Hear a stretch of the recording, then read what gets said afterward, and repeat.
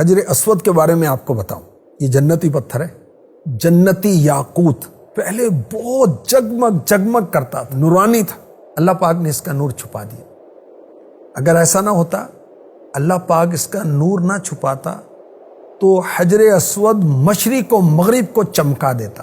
سنگ اسود دیوار کعبہ میں قائم کیا گیا تو کیا ہوا؟ تفسیر نعیمی میں لکھا ہے چاروں طرف دور تک اس کی روشنی پہنچی۔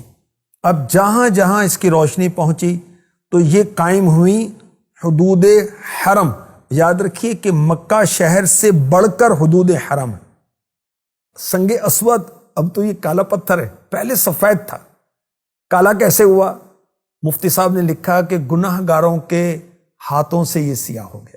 اور حدیث پاک میں ہے حجر اسود ایک جنتی پتھر ہے، قیامت کے دن اس کو اٹھایا جائے گا، دو اس کی آنکھیں ہوں گی، زبان ہوگی، بات کرے گا، ہر شخص کی گواہی دے گا جس نے حق و صداقت کے ساتھ اس کو چوما ہوگا۔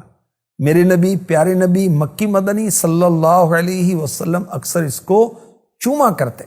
فاروق اعظم رضی اللہ عنہ نے ایک بار اسے بوسہ دیا، فرمایا میں جانتا ہوں تو ایک پتھر ہے، نہ نقصان دیتا نہ نفع دیتا ہے، اگر میں نے اللہ کے رسول صلی اللہ علیہ وسلم کو تجھے بوسہ دیتے ہوئے نہ دیکھا ہوتا میں تجھے کبھی بوسہ نہ دیتا۔ دیکھیے یہ کیا ہے کہ کسی کی ادا کو ادا کر رہا ہوں، میں تو اس لیے چوم رہا ہوں کہ تجھے میرے مصطفیٰ نے چوما ہے۔ سبحان اللہ۔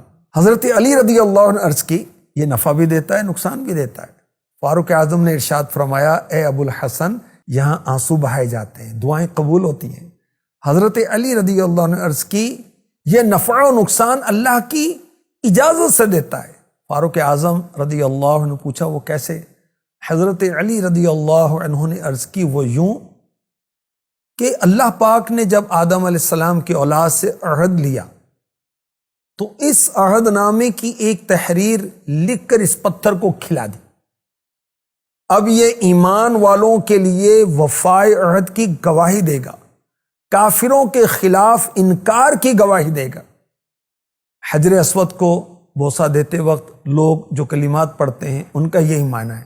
وہ کلمات کیا ہیں؟ اللہم ایمانا بک وتصدیقا بکتابک ووفاء بعہدک واتباعا لسنت نبیک محمد صلی اللہ علیہ وسلم۔ اے اللہ پاک میں تجھ پر ایمان لاتے ہوئے، تیری کتاب کی تصدیق کرتے ہوئے، تیرے عہد کو پورا کرتے ہوئے، تیرے نبی حضرت سیدنا محمد صلی اللہ علیہ وسلم کی پیروی کرتے ہوئے اسے بوسہ دیتا ہوں۔ حجر اسود کو ٹچ کرنا، مس کرنا، چھونا گناہوں کو مٹاتا ہے۔ سبحان اللہ۔ اعلان نبوت سے پہلے یہ پتھر میرے آقا صلی اللہ علیہ وسلم کو سلام کہتا تھا۔ سبحان اللہ۔ اس پتھر کو، حجر اسود کو، قیامت کے دن اس کی اصلی شکل پر لایا جائے گا۔ قیامت کے دن اس کی جسامت بڑھا دی جائے گی۔ کتنی بڑی ہو جائے گی؟ جبل ابی قبیس مکہ مکرمہ کا پہاڑ ہے، یہ کعبے کے قریب ہے، اور اس پہاڑ پر تشریف فرما ہو کر میرے نبی نے چاند کو دو ٹکڑے کیا تھا۔ سبحان اللہ۔ رسول انور صاحب کوثر صلی اللہ علیہ وسلم فرماتے ہیں دنیا والوں میں سے جو حجر اسود کا استلام کرے گا یا بوسہ دے گا، بوسہ کے معنی چومنا ہے، اسلام یہ کہ اشارے سے یوں کرنا ہے، یہ اس کو لیے گواہی دے گا اور بے شک یہ سفارش کرے گا اور اس کی سفارش قبول ہوگی۔